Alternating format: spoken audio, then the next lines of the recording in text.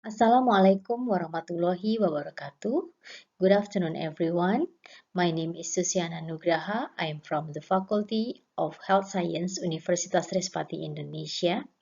I collaborate with Dr. Indri Hapsari Susilowati, Bonardo Prayoga Hasiholan from Universitas Indonesia, and Dr. Sudibyo Alimoeso from Center for Family and Aging Study, Universitas Respati, Indonesia. We want to share our research on the deterioration of well-being index in general population in Indonesia during the pandemic of COVID-19. The pandemic of COVID-19 is affecting 220 countries and territories. The confirmed case reported 160 million cases of positive COVID-19 and more than 3 million death cases caused by COVID-19. Many countries, including Indonesia, impose a full or partial lockdown to minimize person-to-person contacts. The World Health Organization and many governments have called on people to implement personal protective measures such as hand hygiene, cough etiquette, face masks, and social distancing. The coronavirus pandemic and its ongoing consequence has given rise to many worrisome, so connecting to many life aspects. Pandemic condition cause a person's social life to be disrupted, not only because of social distancing policy, but also social problem originating from the economic issues, job status as well that might become stressful life even for some people. The uncertainty and instability around coronavirus has the potential to exacerbate existing anxiety and depression that may contribute to the onset of mental health problems. The number of cases of COVID-19 in Indonesia continues to increase as we just start our second wave of COVID-19. We have daily cases by more than 50,000. This situation may increase the psychological burden for Indonesian community. The current pandemic situation has raised several psychological issues in Indonesia.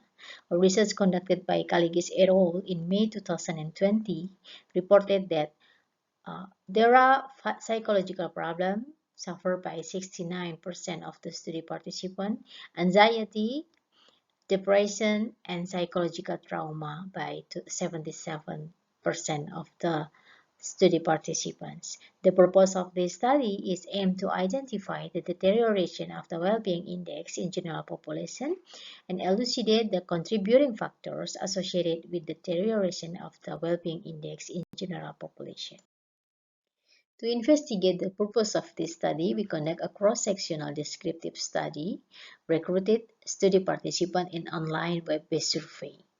On July to August 2020, or approximately 5 months after the announcement of the pandemic of COVID-19 being launched by the government of Indonesia, the targeted study population are men and women aged 18 to 64 years old. Instrument being used in this study is W5 or Wellbeing Index 5, Sociodemographic Status, Coping Mechanism, Confidence to Dealing with the Pandemic, and Daily Routines. Result of this study, a total of 1,124 study participants participate in online survey. They are from urban and rural area, which is dominated by urban area with 76.4%, and 36.5% of them comes from 18 to 24 years old age group. Most of them are female by 65.1%. The socioeconomic status of the study participants are identified by education background, occupation, and economic status. Based on their education background, 53 of them are graduate from college degree, and 1/3 of the study participants are working as employee in a private company, and 33.4% are coming from low middle income class of economic status. The pandemic situation has significant impact on the activity pattern of the study participants. More than 60% of them are spending more time for resting or relaxing. It is maybe because of the lockdown and the work from home policy. And interestingly, many of them are spending more time to browse on the internet, not for working purpose. And more than 50% of them are performing household chores, doing house repair, and etc. More than one-third of study participants have confidence in dealing with things during the pandemic. This is a positive thing because one-third of them are having confidence in the ability to deal with things well during the COVID-19 situation. And more than half of study participants reported they have in confidence. They have confidence in coping well with the COVID-19 situation. And we also assess the change in well-being status in a self-reported method before and after the pandemic. Many of them said that more than 60% of them said that they have deteriorating uh, well-being during the pandemic, and 25% of them are unchanged, and 14% of them are having better well-being index during the pandemic. We also conduct a peer sample test to identify the change in well-being index.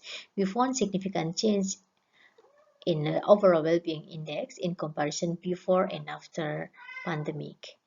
In overall well-being index, we found that there are significant difference in before and after the pandemic. And also from each index of the well-being index, we found a significant difference in before and after the pandemic. We conduct a logistic regression analysis to identify the factor contribute to the well-being deterioration. Finally, we find two protective factors for well-being deterioration and two risk factors for the well-being deterioration. Being female is becoming a protective factor for well-being deterioration. Female likely to have better well-being situation. They will not have deteriorated in the well-being index. And also those who have confidence in dealing things well during the COVID situation are likely to have better well-being. And younger adults likely to have poor well-being or likely to have well-being deterioration, and also those with higher economic status are likely to have well-being deterioration. Younger adults are connecting with the situation that they cannot do during the pandemic. They cannot do any activity like going to university or doing any economics activities. And also for those who with higher economic status likely to have well-being deterioration, it is because they have limited access due to the current policy on the pandemic, that they cannot access to do any recreational activities, or they cannot do any economic activities. For the conclusion, this finding indicated that the pandemic of COVID-19 likely to have significant impact in well-being deterioration among younger age and those with higher economic status, male, and those who have pessimistic feeling dealing with the pandemic situation. The pandemic-related mental health issues not only belong to the country with high number of cases, but all nations potentially have similar aspects. This finding encouraged the ASEAN countries work hand in hand to provide better services for mental health aid during this pandemic. This is all my presentation. Thank you very much for your kindness attention. Have a good day and have your nice coffee. See you.